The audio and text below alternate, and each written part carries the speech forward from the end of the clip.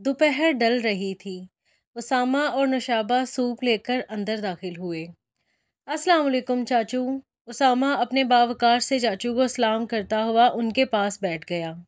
भाई साहब, फातिमा अभी तक सो रही है? नौशाबा ने हैरत से चादर में लिपटे फातिमा के वजूद को देखा। काफ़ी देर हो गई है, भाभी आप इसे उठा लें, एहसन ने कहा। फातिमा उठो बेटी, कुछ खा लो। उन्होंने उसके गाल थपथपाए। काफ़ी देर सब इधर ही बैठे रहे। रात सर पर थी जब एहसन ने नौशाबा को मुखातब किया। भाभी आप फातिमा को साथ ले जाएं, थोड़ा रेस्ट कर लेगी। बाबा मुझे कहीं नहीं जाना, मैं आपके पास रहूँगी। फातिमा ठटकी। फातिमा बुरी बात, बहस नहीं करते। आज रात मेरे पास उसामा बेटा रुकेगा। क्यों उसामा, अपने चाचू के पास रुकोगे? फातिमा को जवाब देकर उन्होंने उसामा से पूछा। मम्मी आप लोग जाएं, मैं चाचू के पास रुकूंगा, उसामा ने नौशाबा से कहा। अली और उसामा मीरपुर चौक पर वॉक करते हुए डिस्काउंट होटल तक पहुंच गए। उसामा इधर का पिज़्ज़ा बड़ा ज़बरदस्त है, चलो इधर ही लंच कर लेते हैं, अली ने कहा। वो दोनों इस होटल के रेस्टोरेंट में बैठे बातें कर रहे थे, पिज़्ज़ा बर्गर इंजॉय कर रहे थे। उसामा, इंटर के बाद जब तूने PAF अकेडमी ज्वाइन की फिर किसी से राब्ता ही नहीं रखा। इतने सालों के बाद अब तुझे देख रहा हूँ, तू बहुत सोबर हो गया है यार। वो सताइशी नज़रों से सुलझे हुए डिसेंट से उसामा को देखता हुआ बोला। तब हम नादान थे, अली एक बचपना सा था, अब वक्त ने सब सिखा दिया है। अब मैं इस वतन अजीज़ को वो सिपाही हूँ जिसके दिल में शहादत की पुरजोर ख्वाहिश है। उसामा नैपकिन से हाथ साफ करते हुए बोला। अच्छा चल मेरे फ़ौजी जवान, तुझे बेस तक छोड़ दूँ, अली ने हंसते हुए कहा। उसामा और अली बिल पे करके बाहर निकले। अली की गाड़ी थोड़ी दूर पार्क थी। वो दोनों वॉक करके गाड़ी तक पहुँचे। अली ने गाड़ी स्टार्ट की ही थी कि उसकी नज़र सामने पड़ी। पहले तो वो हैरान हुआ, फिर दांत खिचखिचाते हुए नीचे उतरा। किधर? उसामा ने पूछा। बस 1 मिनट, अभी आया, अली कहता हुआ टैक्सी स्टैंड की जानिब बढ़ा। आज कई ज़ख्मी जवान कैंप में लाए गए थे। वो सब डॉक्टर्स ही बहुत मसरूफ़ थे। अपनी ड्यूटी ख़त्म होने के बाद मलिहा मेजर डॉक्टर शबीर अहमद के पास आई। सर अगर आप इजाज़त दें तो मैं और डॉक्टर सना सरीला तक हो आए, शाम से पहले वापस आ जाएंगे सर, वो बड़े ही अदब से बोली। मेजर डॉक्टर शबीर ने बड़े गौर से अपनी इस शरीर स्टूडेंट को देखा। ठीक है, अब आपने ठान ही ली है तो ज़रूर जाएं, और साथ ही कुछ ब्लड सैंपल भी ले जाइए, इधर DHQ अस्पताल में दे दीजिएगा। वो मशरूत इजाज़त देते हुए बोले। थैंक्स सर, हम बस जल्दी से जलेबी खाकर वापस आईं, मेन सैंपल ड्रॉप करके आ जाएंगे, वो पुरजोश लहजे में कहती हुई पलट गई। सना और मलिहा दोनों ही सरीला जाने के लिए निकल पड़ी थीं। डॉक्टर अहमद ने उन्हें मीरपुर चौक ड्रॉप कर दिया था। ब्लड सैंपल मलिहा के बैग में थे। वो दोनों जीन्स के ऊपर लंबी कमीज़, सर पर स्कार्फ और चादर ओढ़े हुए थीं। रोड क्रॉस करके वो एक टैक्सी ड्राइवर से सरीला और DHQ अस्पताल जाने का किराया तय कर रही थी जब मलिहा के अकब से हमज़ा अली की भारी आवाज़ उभरी। ओ भाई, हमें टैक्सी नहीं चाहिए, तुम जाओ यहाँ से। टैक्सी वाला बड़बड़ाते हुए अपना वक्त ज़ाया होने पर तप कर चला गया। आपने हमारी टैक्सी क्यों भगाई? मलिहा गुस्सा से गोया हुई। और आप क्या हमारा पीछा करते रहते हैं? जब भी हम कहीं निकलते हैं किसी भूत की तरह नाजल हो जाते हैं। मलिहा का गुस्सा से बुरा हाल था।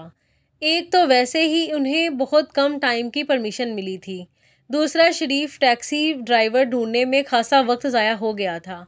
अब ये हमज़ा अली साहब नाजल हो गए थे। आप दोनों इधर क्या कर रही हैं? वो मलिहा को नज़रअंदाज करते हुए सना से मुखातब हुआ। हमज़ा भाई, हमें सरीला जाना है, कुछ ब्लड सैंपल ड्रॉप करने हैं, सना ने शराफत से जवाब दिया। ठीक है, आप दोनों मेरे साथ आएं, मैं ड्रॉप कर देता हूँ, वो संजीदगी से बोला। क्यों, हम आपके साथ क्यों आए? आप क्या हमारी फूफी के बेटे लगते हो? चलो सना, दूसरी टैक्सी ढूंढते हैं, मलिहा ने तंज किया। मलिहा बीबी बेफिक्र रहें, रिश्ता भी जल्द बना लूँगा, चलें देर हो रही है। उसने मलिहा का हाथ अपनी गिरफ्त में लिया और सना को आने का इशारा करके रोड क्रॉस करने लगा। ड्यूटी डॉक्टर मेजर एहसन का चेकअप करके जा चुके थे। ان کو ڈرپ لگائی گئی تھی، زخموں کی ڈریسنگ تبدیل کر دی گئی تھی۔ ابھی ابھی ان کا سانس ٹھیک سے نہیں آ رہا تھا، مگر وہ بہت حوصلے سے اپنے آپ کو سنبھالے ہوئے تھے اور اب بیٹھنے کی کوشش کر رہے تھے جب اسامہ لپک کر ان کے پاس آیا۔ چاچو، آپ لیٹے رہیں، کچھ چاہیے تو مجھے بتائیں، وہ سنجیدگی سے انہیں لٹاتے ہوئے بولا۔ میجر حسن نے اسامہ کو بغور دیکھا۔ ینگ مین، تم بہت چھوٹے تھے جب میں نے تمہیں دیکھا تھا، مگر بس میری جاب کی مصروفیت، میری پوسٹنگ کی وجہ سے پھر دوبارہ تم سے ملاقات ہی نہیں ہو پائی۔ کبھی کراچی جانا بھی ہوا تو تم نہیں ہوتے تھے، اور خاص کر جب مجھے پتہ چلا تم نے جونیئر کراٹے چیمپئن شپ جیتی ہے تو مجھے یقین جانو بہت خوشی ہوئی تھی۔ میجر احسن نے ٹھہرے ہوئے لہجے میں اسامہ کو مخاطب کیا۔ مجھے بھی تھوڑا تھوڑا یاد ہے جب آپ یونیفارم میں گھر آتے تھے اور ہمیشہ میرے لیے چاکلیٹس لاتے تھے۔ اسامہ نے ان کے پاس ہی بیٹھ گیا۔ آج کل کیا کر رہے ہو؟ سیکنڈ ایئر کے امتحان ہونے والے ہیں، 1 ہفتے میں، اس کے بعد انشاءاللہ ایئر فورس میں اپلائی کروں گا۔ بہت خوب ینگ مین، یہ تو بہت اچھی بات ہے۔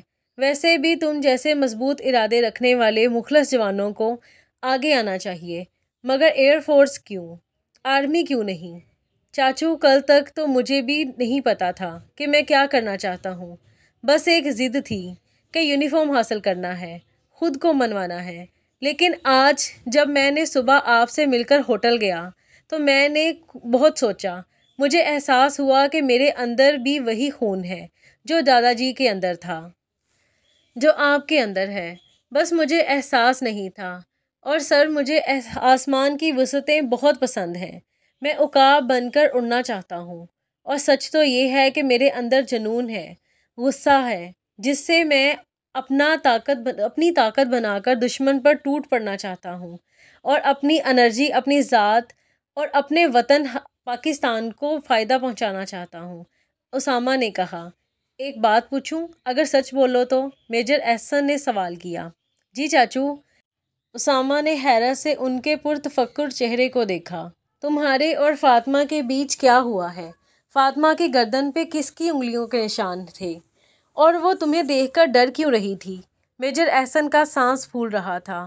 اسامہ نے جلدی سے اور آہستگی سے ان کی گردن اٹھا کر تھوڑا پانی پلایا۔ آپ مجھ سے ناراض تو نہیں ہوں گے؟ آپ کو میں سب سچ سچ بتا دوں گا۔ آپ کو غصہ آئے تو مجھے شوٹ کر دیجیے گا، لیکن ناراض مت ہوئیے گا اور نہ ہی مجھے غلط سمجھیے گا، بلکہ نیوٹرل ہو کر میری بات سنیے گا۔ بولے، سنیں گے نا؟ وہ ان کے ہاتھ تھام کر بولا۔ میجر احسن نے ایک گہری جانچتی نظر اپنے اکھڑ مزاج بھتیجے پر ڈالی، جو بلا شبہ ایک بہترین قد و قامت کا حامل، خوش شکل، ہینڈسم نوجوان تھا۔ جوان، تم اپنی بات بتاؤ، میں ہر بار ٹھنڈے دماغ سے سننے کا عادی ہوں اور حوصلہ بھی رکھتا ہوں، شروع کرو۔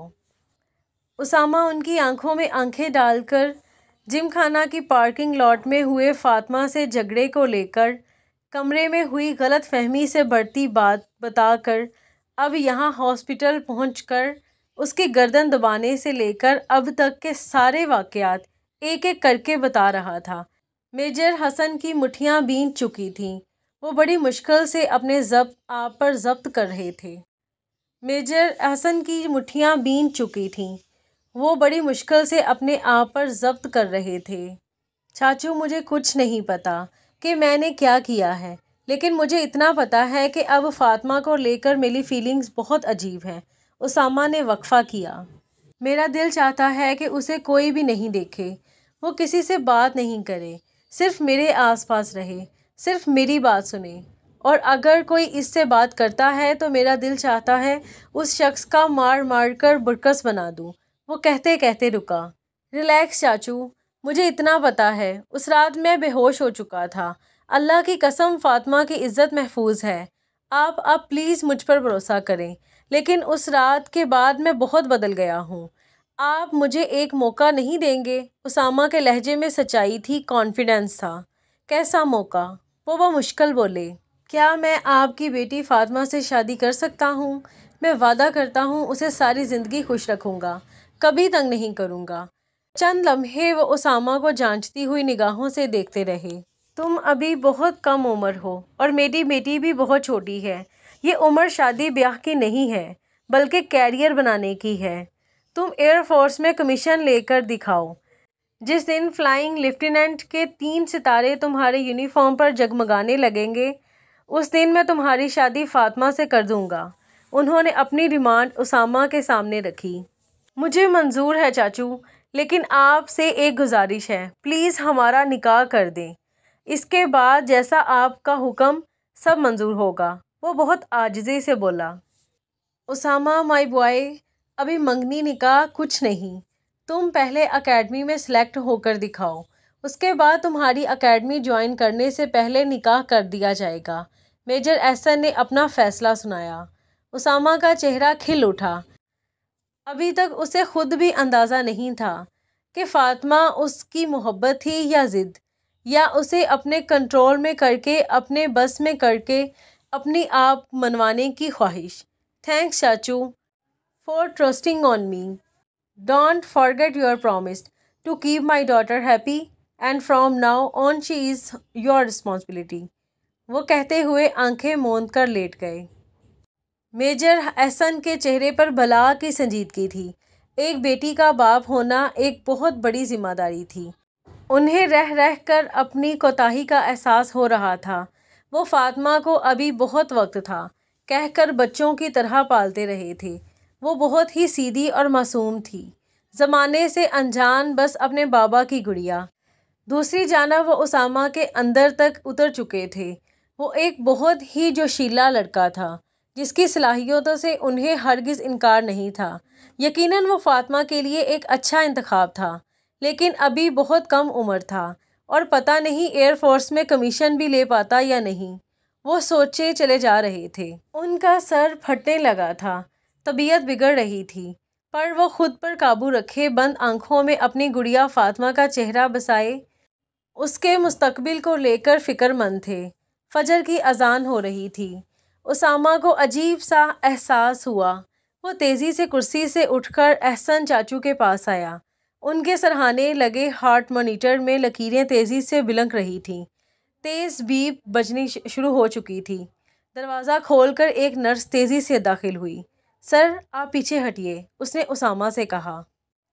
ہارٹ مانیٹر کو چیک کرتے ہوئے اس نے فوری ڈاکٹر کو کال کیا۔ ایک منٹ کے اندر کمرہ ڈیوٹی ڈاکٹر سے بھر چکا تھا۔ مسٹر آپ باہر جا کر ویٹ کریں، ڈیوٹی ڈاکٹر نے سنجیدگی سے کہا۔ اسامہ نے تیزی سے باہر نکل کر اپنا سیل نکالا اور اپنے ڈیڈ کو فون ملانے لگا۔ محسن نقوی صاحب کو فوری ہاسپٹل پہنچنے کا کہہ کر وہ تیزی سے روم میں داخل ہوا۔ ڈاکٹرز ایک طرف مایوسی سے کھڑے تھے۔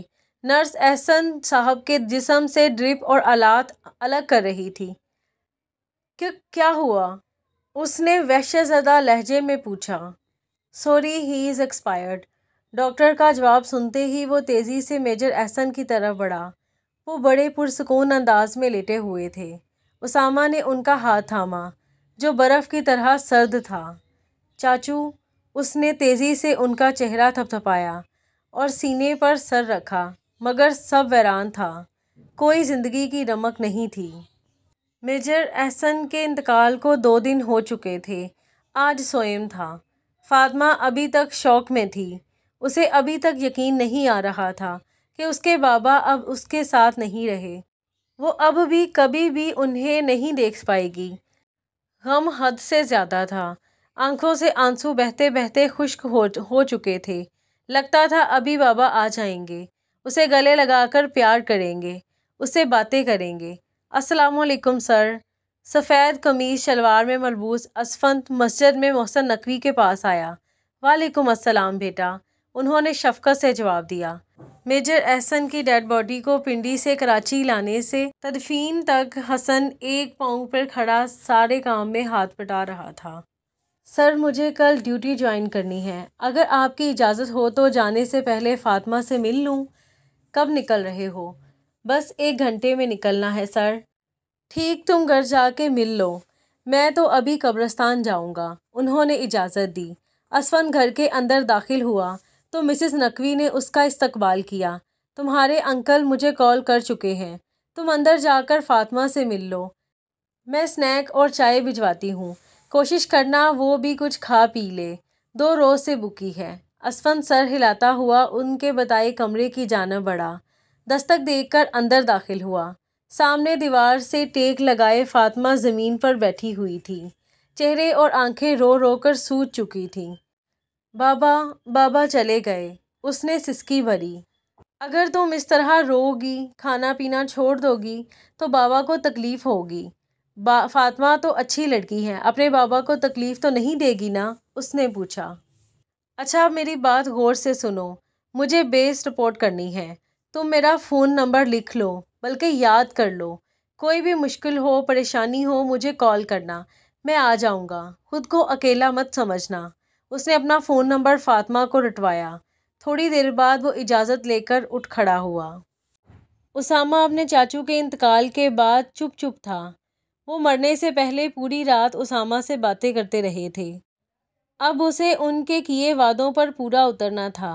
ایئر فورس میں کمیشن حاصل کرنا تھا، فاطمہ کا خیال رکھنا تھا۔ وقت گزر رہا تھا، وہ انٹر کے امتحان دے چکا تھا اور اب سنجیدگی سے انٹیلیجنس ٹیسٹ اور اکیڈمک ٹیسٹ کی تیاری کر رہا تھا۔ اسے کسی بھی چیز کا ہوش نہیں تھا، بس ایک جنون سوار تھا کہ اس کے سارے دوست اس کا حوصلہ بڑھا رہے تھے۔ وقت گزرتا جا رہا تھا۔ فاطمہ چپ چاپ اپنے کمرے میں ہی زیادہ تر وقت گزارتی تھی۔ جب مسز نقوی نے اس کے ڈاکومنٹس منگوا کر فرسٹ ایئر میں اس کا داخلہ کروایا، فاطمہ نے اپنے سبجیکٹ پری میڈیکل کے سلیکٹ کیے تھے۔ وہ بھی اپنی امی کی طرح ڈاکٹر بن کر اپنے بابا کی خواہش پوری کرنا چاہتی تھی۔ کالج میں اس کا وقت اچھا گزر رہا تھا اور گھر میں بھی سکون تھا۔ وہ اپنا کھانا پینا کمرے میں ہی کرتی تھی۔ اسامہ سے اس کا سامنا کافی عرصے سے نہیں ہوا تھا۔ اسامہ انٹیلیجنس ٹیسٹ اور پھر اکیڈمک ٹیسٹ پاس کر چکا تھا، میڈیکل بھی ہو گیا تھا اور اب ISSB کے ٹیسٹ کی تیاری جاری تھی۔ وہ حمزہ سے مل کر واپس آ رہا تھا جب اسے اسٹاپ پر کالج یونیفارم میں کھڑی لڑکی پر فاطمہ کا گمان ہوا۔ اس نے تیزی سے چوک پر اپنی سپورٹ بائک گھمائی اور سیدھی فاطمہ کے سامنے لے جا کر روک دی۔ تم ادھر کیوں کھڑی ہو؟ وہ سن گلاسز اتار کر سر پر ٹکاتے ہوئے بولا۔ فاطمہ نے کوئی جواب نہیں دیا اور منہ پھیر کر کھڑی ہو گئی۔ وہ تپ کر بائک سے اترا۔ تمہیں آواز سنائی نہیں دیتی کیا؟ اس نے ایک جھٹکے سے فاطمہ کا بازو پکڑا اور اپنی طرف کھینچا۔ اسامہ بہت دیر سے گاڑی میں بیٹھا علی کا انتظار کر رہا تھا۔ اسے بیس ٹائم پر پہنچنا تھا اور علی پتہ نہیں کیا کر رہا تھا۔ وہ تپ کر گاڑی سے اترا اور تبھی اس کی نگاہ سامنے گاڑی سے اترتے آدمی پر پڑی۔ وہ شوق کی حالت میں اسے دیکھ رہا تھا۔ چند لمحے بعد وہ تیزی سے اس آدمی کی جانب بڑھا۔ اسفند، اس نے پکارا۔ گاڑی سے نکلتے اسفند نے چونک کر دیکھا تو اسامہ کو دیکھ کر حیران ہو گیا۔ اسامہ تیزی سے چلتا ہوا اسفند تک آیا اور اس کا گریبان پکڑ لیا۔ فاطمہ کہاں ہے؟ وہ فنکارا۔ اسفند اپنے سامنے اسامہ کو کھڑا دیکھ کر حیران رہ گیا۔ تم ادھر کیا کر رہے ہو؟ اسفند نے سوال کیا۔ بات مت پلٹو، 3 سال سے مسٹر اسفند تمہیں ٹریک کر رہا ہوں۔ تم پوسٹنگ پر تھے، بتاؤ فاطمہ کدھر ہے؟ اسامہ گھرایا۔ کیپٹن اسامہ، تم آج بھی ویسے ہو، ٹریننگ بھی تمہیں بدل نہیں سکی۔ خیر حالات کی خرابی کی وجہ سے سب پوسٹڈ آفیسر کو رپورٹ کرنے کا حکم دیا گیا ہے۔ میں آج ہی بمبر پہنچا ہوں۔ تم میرے ساتھ گھر چلو، آرام سے بات کرتے ہیں۔ اسفند نے اس کے ہاتھ اپنے گریبان سے ہٹائے۔ گھر؟ اسامہ حیران ہوا۔ میں آزاد کشمیر سے ہی تعلق رکھتا ہوں اور میرا آبائی گھر ادھر بمبر ضلع میں ہی ہے، بڑے میدان کے پاس۔ وہ گاڑی کا دروازہ کھولتے ہوئے بولا۔ میرے پاس اس سب کا ٹائم نہیں ہے، مجھے 1 گھنٹہ میں بیس رپورٹ کرنا ہے، اس لیے میرے سوال کا جواب دو۔ گھر چلو، تمہیں سارے سوالات کے جواب مل جائیں گے۔ اسفند نے اسے بیٹھنے کا اشارہ کیا۔ اسامہ دھڑکتے ہوئے دل کے ساتھ گاڑی میں بیٹھ گیا۔ وہ اسفند کے گھر میں فاطمہ کی حیثیت دیکھنے سے ڈر رہا تھا۔ کیا بدتمیزی ہے؟ میرا ہاتھ چھوڑو۔ ملیحہ کا غصہ سے برا حال تھا۔ آپ جیسی سرپھری کو ایسے ہی ڈیل کرنا چاہیے، حمزہ علی نے سختی سے کہا۔ وہ ان دونوں کو لے کر گاڑی کے پاس پہنچ گیا تھا۔ اندر بیٹھیں، میں آپ دونوں کو ہسپتال تک لے چلتا ہوں۔ آپ سیمپل ڈراپ کر لیں، پھر میں واپس کیمپ تک چھوڑ دوں گا۔ حمزہ علی نے دروازہ کھول کر ملیحہ کو اندر دھکیل کر ثنا کو بیٹھنے کا اشارہ کیا۔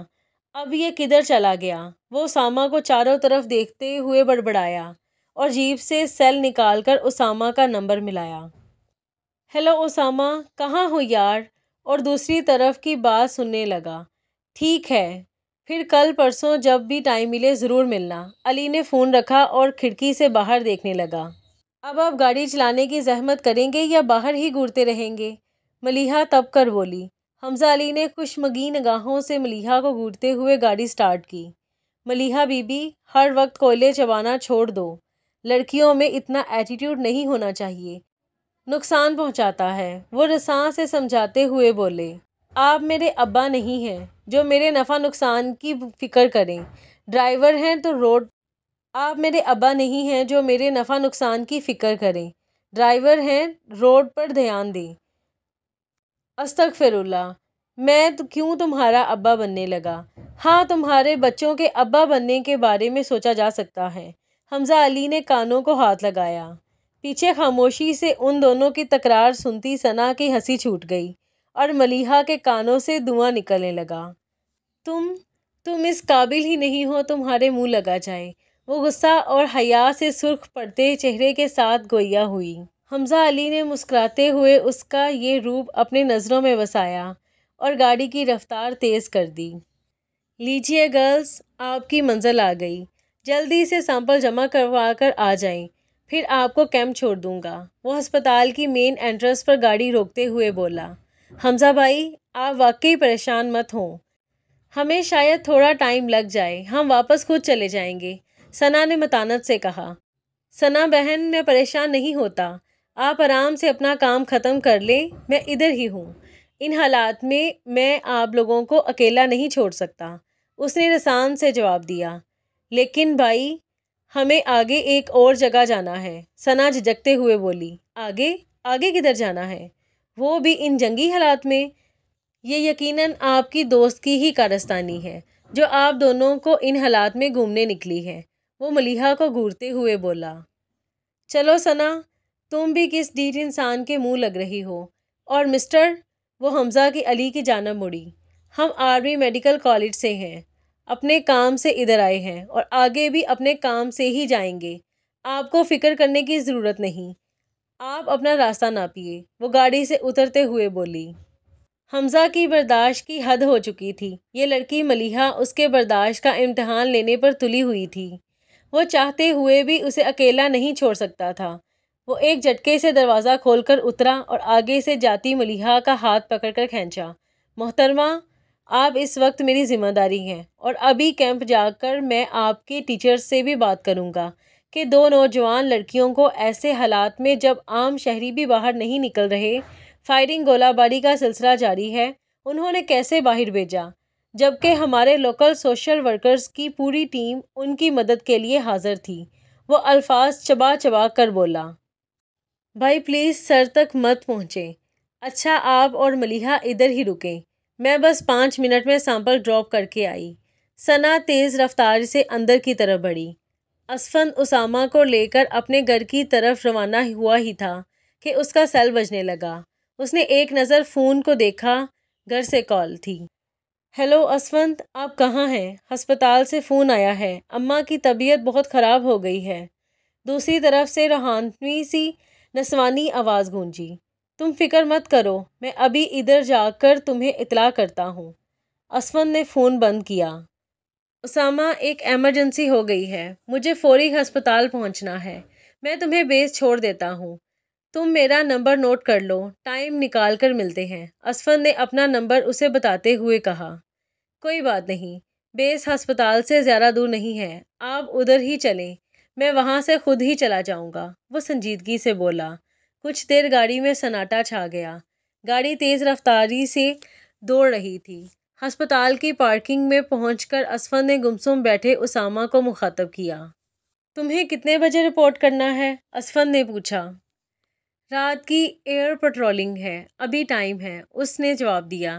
ٹھیک ہے، تو بس میرا ویٹ کرو، میں ابھی اماں کو دیکھ کر آیا، پھر تمہیں بیس چھوڑ دوں گا اور راستے میں بات چیت بھی کر لیں گے، اسفند نے کہا اور دروازہ کھول کر اندر کی جانب چلا گیا۔ اسامہ تھوڑی دیر گاڑی میں بیٹھا رہا۔ اسے ایک عجیب سا مانوس سا احساس ہوا۔ پھر وہ خود بھی نیچے اتر کر اندر کی جانب بڑھا۔ اس کا ارادہ اسفند کی اماں کی طبیعت معلوم کرنے کا تھا۔ تم ادھر کیا کر رہی ہو؟ ڈرائیور کدھر ہے؟ وہ بائک سے اتر کر فاطمہ کے سامنے آ کر کھڑا ہو گیا۔ اس کا بچہ بیمار تھا، اس لیے منع کر دیا تھا۔ ویسے بھی ویگن آتی ہی ہوگی۔ وہ سڑک کی جانب دیکھ رہی تھی۔ آؤ میں تمہیں گھر چھوڑ دیتا ہوں۔ وہ اسے ساتھ آنے کا اشارہ کرتے ہوئے بائک کی جانب بڑھا۔ نہیں پلیز آپ جائیں، میں خود چلی جاؤں گی۔ فاطمہ نے فوراً انکار کیا۔ فاطمہ مجھے انکار سننا پسند نہیں، تم آ رہی ہو یا میں آؤں؟ وہ پلٹ کر سرد لہجے میں بولا۔ فاطمہ کوئی نیا تماشا نہیں چاہتی تھی، اس لیے سانس بھرتے ہوئے اس کی بائک کے پاس آ کر کھڑی ہو گئی۔ اب کیا تمہیں بائک پر بیٹھنے کے لیے باقاعدہ نوٹیفیکیشن دینا ہوگا؟ وہ گلاسز پہنتے ہوئے تپ کر بولا۔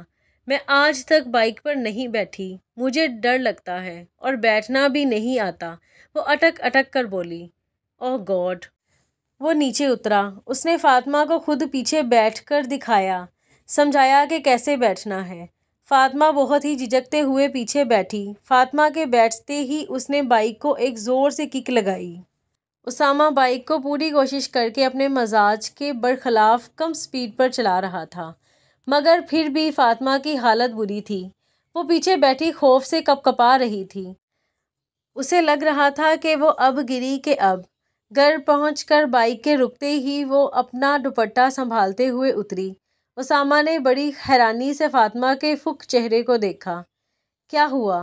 سب ٹھیک تو ہے؟ تمہارا منہ کیوں بنا ہوا ہے؟ ایک تو تمہیں اتنی دھوپ میں بسوں کے دھکوں سے بچا کر گھر لے کر آیا ہوں اور تم بجائے شکریہ کے منہ بنائی بیٹھی ہو۔ وہ جاتی ہوئی فاطمہ کی کلائی پکڑ کر روکتے ہوئے بولا۔ میں ٹھیک ہوں، وہ منمنائی۔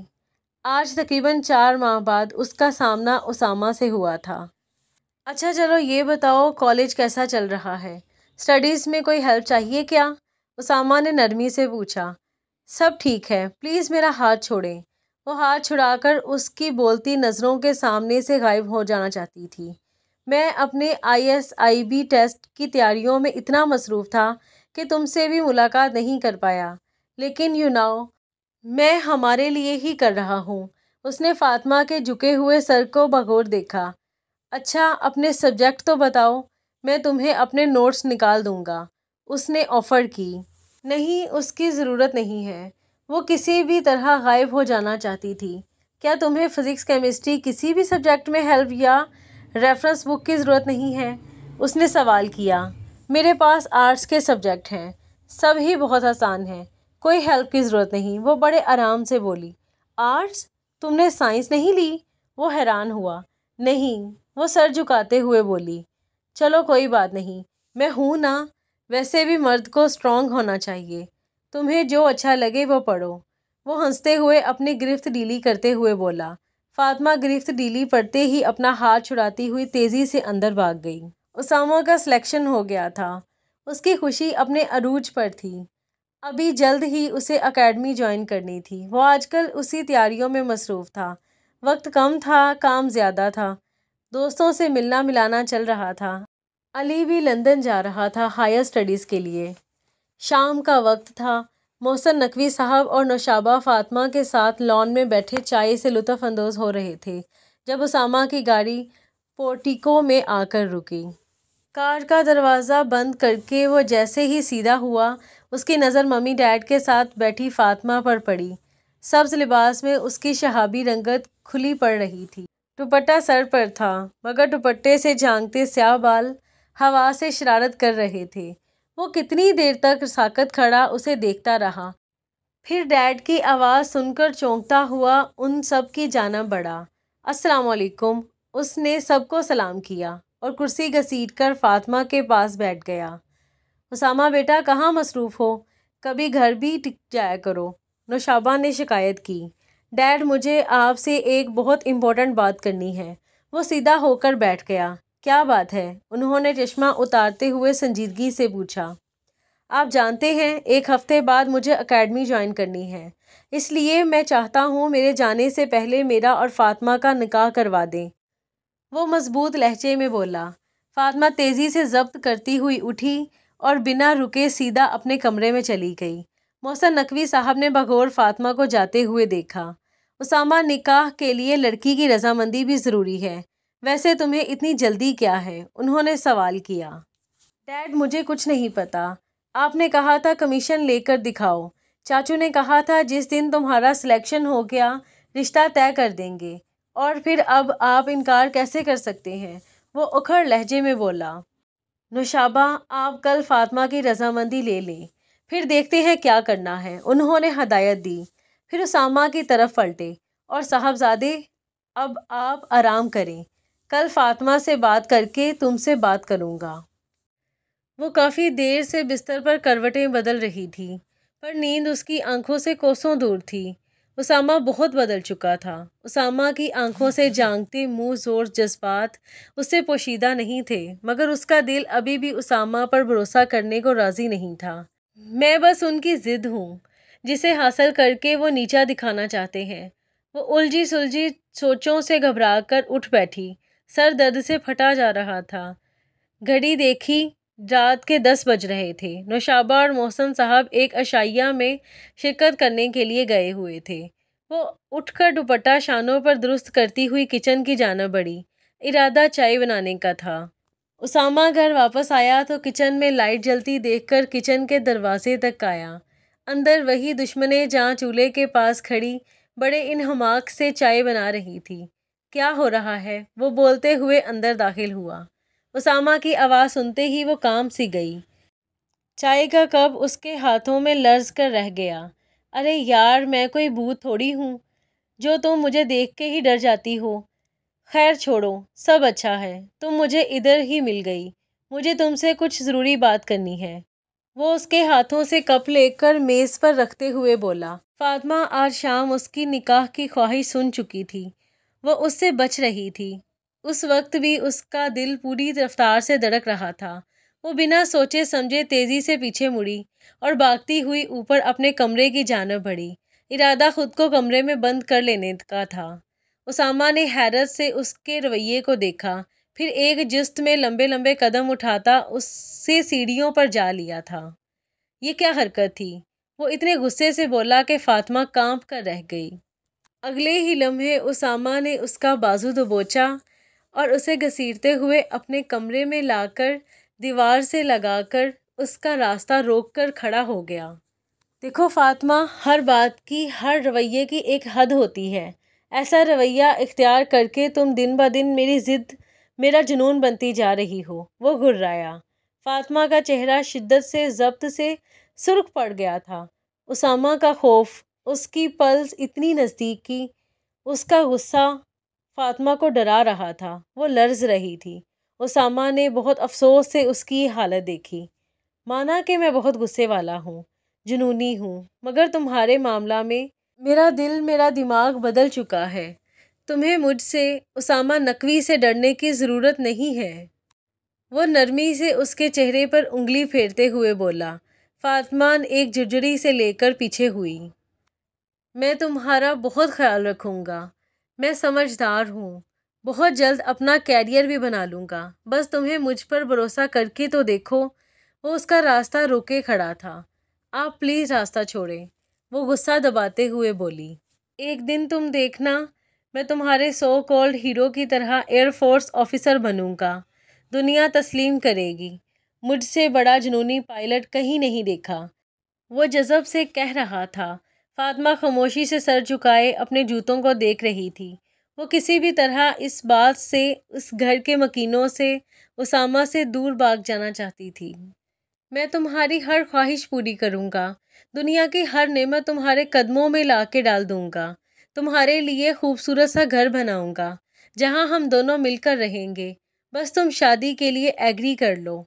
کل میں جب موم تم سے جواب طلب کریں تو تمہارے لبوں سے صرف اور صرف اقرار کا اظہار ہونا چاہیے، انڈرسٹینڈ؟ وہ دو ٹوک لہجے میں بولا۔ میں، فاطمہ نے ہمت جمع کر کے سر اٹھایا۔ مجھے ابھی پڑھنا ہے، میں شادی نہیں کرنا چاہتی۔ مجھے پتہ ہے، تم ابھی بہت چھوٹی ہو، میں تمہارے 18 سال کے ہونے کا ویٹ کروں گا، اس طرح مجھے بھی 2 سال مل جائیں گے۔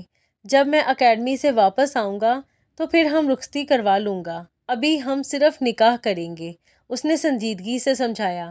اس نے فاطمہ کے سرخ پڑتے چہرے کو دیکھا۔ تم فکر مت کرو، ابھی تو میری ٹریننگ میں ہی 2 سال لگنے ہیں، اس لیے بے فکر ہو کر اپنی پڑھائی پر توجہ دو، اس نے فاطمہ کو دلاسا دیا۔ آپ ایسے کیوں کہہ رہے ہیں؟ آپ بھی ٹریننگ کریں اور پلیز مجھے بھی پڑھنے دیں، ابھی یہ سب ضروری تو نہیں، وہ سر اٹھا کر بولی۔ اسامہ نے بغور اس کے چہرے کا جائزہ لیا۔ ضروری ہے، میں تمہیں اکیلا اس طرح آزاد نہیں چھوڑ سکتا، ایک بار، بس ایک بار میرے نام ہو جاؤ، پھر میں آرام سے اپنا دھیان ٹریننگ پر لگاؤں گا اور تم آرام سے پڑھتی رہنا۔ آپ پلیز راستہ چھوڑیں، وہ زچ ہو کر رہ گئی۔ جاؤ آرام کرو، ویسے بھی تمہیں ابھی اپنے اچھے برے کا علم نہیں ہے، یہ اہم فیصلہ بھی مجھے ہی کرنا ہوگا۔ وہ ایک کونے پر ہو کر اسے راستہ دیتے ہوئے بولا۔ وہ اس کے سامنے سے ہٹتے ہی تیزی سے کنی کراتی ہوئی کمرے سے باہر نکل گئی۔ صبح فجر کا وقت تھا، سارا گھر سویا پڑا تھا، وہ نماز پڑھ کر بیٹھی ہوئی تھی۔ آج کافی عرصے کے بعد اس کے اندر پھر حساسیت کی لہر اٹھ رہی تھی۔ خاموشی سے باہر لان میں آ کر چہل قدمی کرنے لگی۔ ہلکی ہلکی ٹھنڈی سی ہوا نے ماحول میں سوگواری پھر بڑھا دی۔ وہ خاموشی سے جا کر جھولے پر بیٹھ گئی۔ اسامہ کا جارحانہ انداز دیکھ کر، اس کی بات سن کر اس کا دل مضطرب ہو گیا تھا۔ اللہ میاں، آپ نے ایسا کیوں کیا؟ میرے بابا مجھ سے لے لیے اور یہ جنونی انسان میرے پیچھے لگا دیا۔ یا اللہ میری محبت اس کے دل سے نکال دے، یا اللہ مجھے اس مشکل سے نکال دے۔ وہ فجر کے وقت جھولے پر بیٹھی اللہ سے گلے شکوے کر رہی تھی۔ دن چڑھ رہا تھا، صبح کے 9 بج رہے تھے، گھر میں کھڑپڑ شروع ہو چکی تھی۔ وہ پس مزدہ انداز میں اٹھی اور اندر کمرے کی جانب بڑھی تھی کہ لیونگ روم سے نوشابہ نے اسے آواز دی، فاطمہ بیٹی ذرا ادھر تو آؤ۔ السلام علیکم آنٹی۔ وہ سلام کرتی ہوئی ان کے پاس آ کر بیٹھ گئی۔ انہوں نے ملازمہ کو اس کے لیے جوس لانے کو کہا اور پھر اس کی طرف متوجہ ہوئی۔ بیٹا، بہت پہلے میں نے تم سے کہا تھا مجھے ممی بولا کرو، تم نے مان بھی لیا تھا، مگر پھر خیر تم مانو یا نہ مانو، میرے لیے تم ہمیشہ میری بیٹی رہو گی۔ انہوں نے اس کے شرمندہ چہرے کو دیکھتے ہوئے بات مکمل کی۔ اچھا چھوڑو سب، بس مجھے ایک بات بتاؤ، اسامہ تمہیں کیسا لگتا ہے؟ انہوں نے سوال کیا۔ جی؟ ان کے اس سوال پر وہ ایک دم گھبرا اٹھی۔ دیکھو بیٹی، اسامہ تم سے شادی کرنا چاہتا ہے، میں تمہاری اس بارے میں رائے جاننا چاہتی ہوں۔ تم دونوں ہی ابھی بہت چھوٹے ہو، اس لیے ہم سوچ رہے ہیں اگر تم راضی ہو تو ابھی صرف نکاح کر دیتے ہیں۔ تم بتاؤ تمہارا کیا خیال ہے؟ انہوں نے سنجیدگی سے پوچھا۔ آنٹی، فاطمہ کی آنکھوں میں نمی اتر آئی۔ کیا واقعی آپ میری بات سنیں گی، مانیں گی؟ وہ بھرائے ہوئے لہجے میں آنکھوں میں بڑی آس لیے انہیں دیکھ رہی تھی۔ فاطمہ، تمہیں بیٹی صرف زبان سے نہیں کہا بلکہ دل سے مانا ہے، تم بے جھجک ہو کر بولو۔ انہوں نے اس کی ہمت بڑھائی۔ وہ مجھے ابھی پڑھنا ہے، میں ابھی بھی، آپ پلیز انکل کو منع کر دیں، ابھی کچھ نہیں کریں، مجھے یہ سب اچھا نہیں لگ رہا۔ وہ الجھے انداز میں اپنی بات ان تک پہنچانے کی کوشش کر رہی تھی۔ ٹھیک ہے بیٹا، کوئی زبردستی نہیں ہے، میں تمہارے انکل کو تمہارا انکار پہنچا دوں گی۔ نوشابہ نے اس کے سر پر ہاتھ پھیرا۔ ان کے چہرے پر اس وقت بلا کا تفکر چھایا ہوا تھا۔ اسامہ کو آج علی کو سی آف کرنے جانا تھا۔ وہ جلدی تیار ہو رہا تھا جب دروازہ ہلکا سا نوک کر کے محسن نقوی صاحب اندر داخل ہوئے۔ Good morning dad. Young man, کہاں کی تیاری ہے؟ Dad, Ali London law school join کر رہا ہے، اسے ایئرپورٹ ڈراپ کرنے جا رہا ہوں۔ 10 منٹ ہیں تمہارے پاس؟ کم آن ڈیڈ، آپ بتائیں کیا بات ہے؟ ایک بات پوچھنی ہے، یہ بتاؤ تم فاطمہ کو پسند کرتے ہو یا وہ بس ایک ضد ہے تمہارے لیے؟ ڈیڈ، میں آپ کو کیا بتاؤں، میں فاطمہ کو پسند نہیں کرتا، بلکہ بات پسندیدگی سے بھی آگے کی ہے، میں اس سے محبت کرنے لگا ہوں، اور آپ کو پتہ ہے پہلی ملاقات سے لے کر کچھ عرصہ تک میں اس سے سخت چڑھتا تھا، وہ بس ایک چیلنج تھی میرے لیے، پر اچانک سے وہ مجھے اچھی لگنے لگی۔ میں نہیں چاہتا اسے میرے سوا کوئی اور دیکھے، بس آپ جلدی سے اسے میرے نام کر دیں، وہ سنجیدگی سے بولا۔ اسامہ، تمہیں مجھ پر بھروسہ ہے؟ انہوں نے پوچھا۔ اسامہ، ابھی تم 2 سال کی ٹریننگ پر جا رہے ہو۔ فوج میں اس دوران آپ کا سٹیٹس سنگل ہونا چاہیے۔ یہ ایک ریکوائرمنٹ ہے، اس لیے ابھی ہم یہ نکاح نہیں کر سکتے، انہوں نے رسان سے سمجھاتے ہوئے کہا۔ لیکن ڈیڈ، وہ الجھا۔ وہ اس گھر میں تمہاری امانت ہے۔ تم اپنی ٹریننگ مکمل کرو، پھر وعدہ تمہارا آتے ہی نکاح پکا۔ اسامہ سوچ میں پڑ گیا۔ ٹھیک ہے ڈیڈ، لیکن 2 سال بعد نکاح نہیں، مکمل شادی ہوگی، بولیے منظور ہے؟ پورا ہفتہ پر لگا کر اڑ گیا تھا۔ اسامہ کے جانے کی ساری تیاریاں مکمل ہو چکی تھیں۔ دوپہر کے بعد اسے روانہ ہونا تھا۔ وہ محسن نقوی صاحب سے فاطمہ سے ملنے کی اجازت لے کر اس دشمن جاں کے کمرے میں تک آیا اور دروازہ ہلکے سے کھٹکھٹا کر اندر داخل ہوا۔ آپ؟ فاطمہ اسے دیکھتے ہی اٹھ کھڑی ہوئی۔ بس تھوڑی دیر میں نکل رہا ہوں، پھر نہ جانے کب ملاقات ہو، اس لیے تمہیں دیکھنے چلا آیا، وہ رسان سے کہتا ہوا اس کے پاس آ کر کھڑا ہو گیا۔ ان دونوں کے بیچ خاموشی چھائی ہوئی تھی۔ فاطمہ اس کی نظروں کا ارتکاز محسوس کر کے سر جھکا چکی تھی۔ فاطمہ، اس کی گمبھیر آواز ابھری۔ اس نے سر جھکائے کھڑی فاطمہ کو بغور دیکھتے ہوئے اس کا دایاں ہاتھ تھام لیا۔ فاطمہ، جو میں تمہارے لیے محسوس کرتا ہوں اس سے پہلے کبھی بھی کسی کے لیے بھی محسوس نہیں کیا۔ انفیکٹ میں تو آج تک کسی لڑکی کے چکر میں نہیں پڑا، مگر تم سب سے الگ ہو۔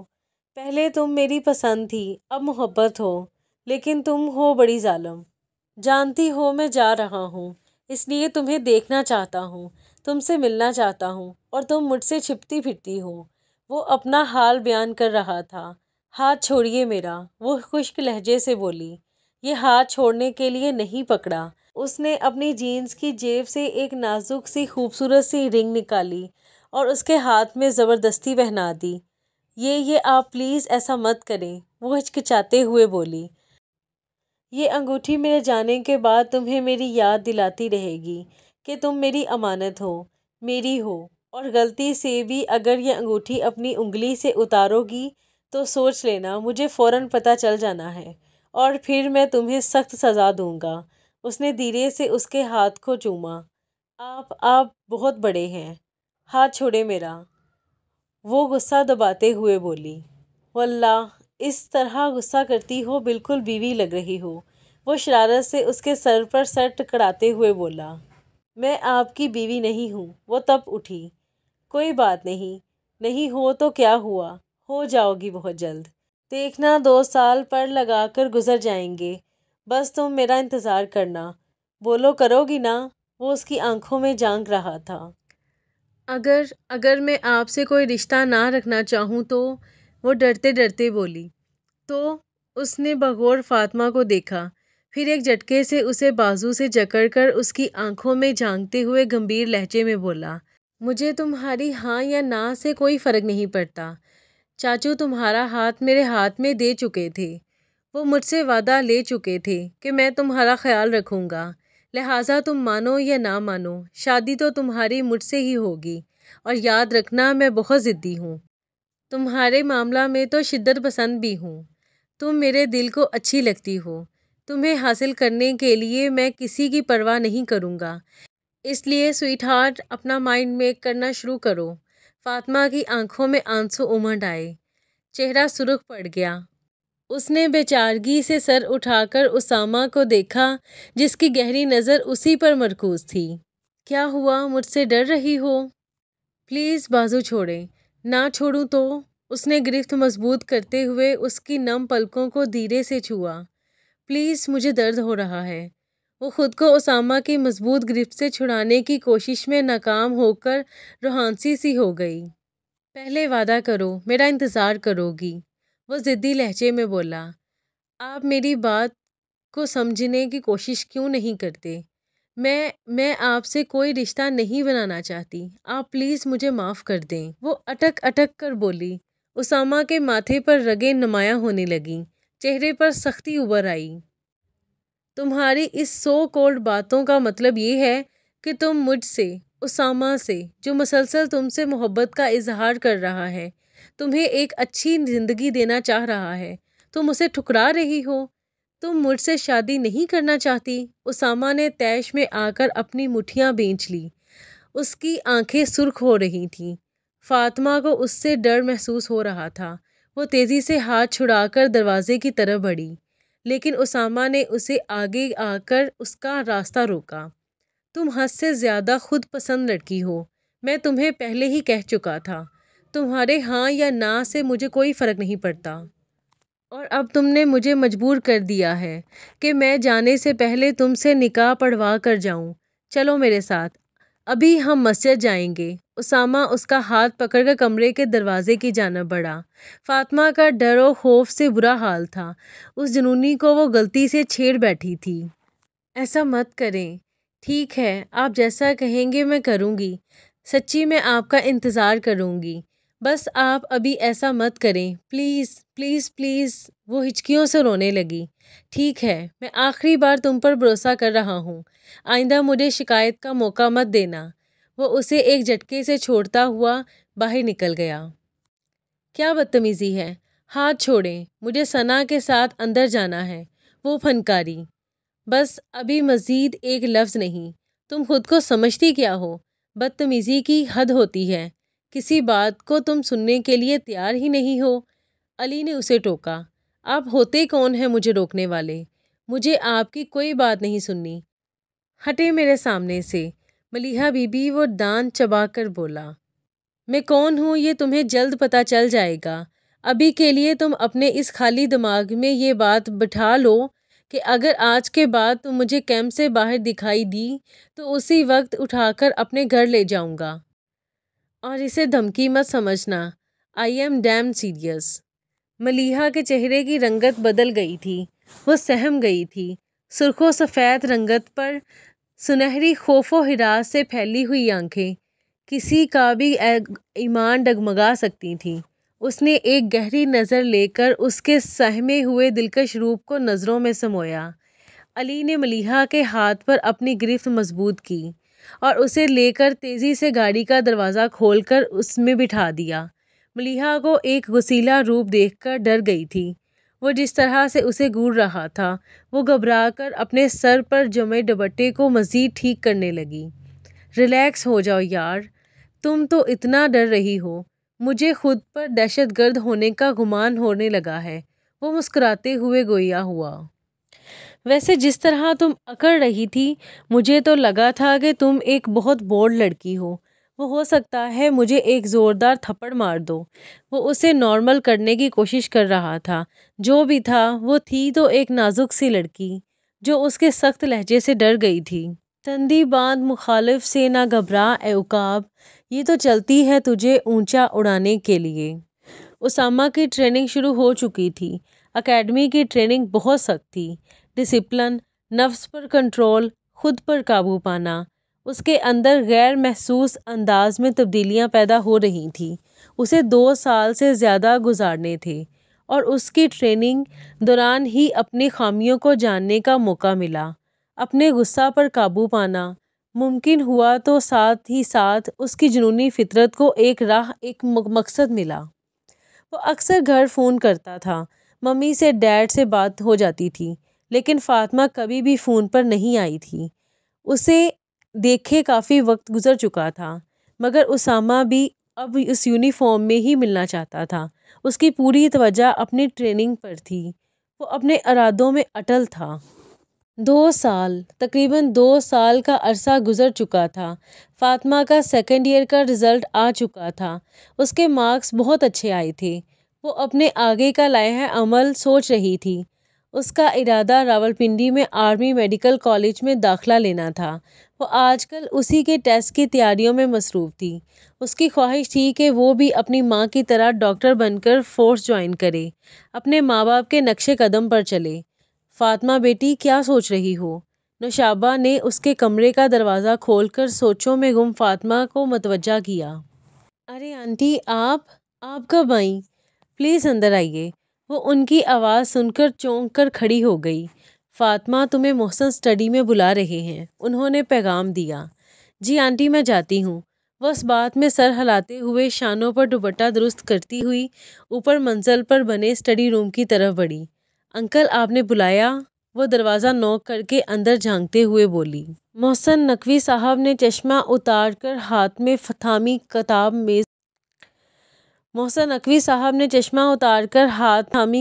میز پر رکھی اور اسے اندر آنے کا اشارہ کیا۔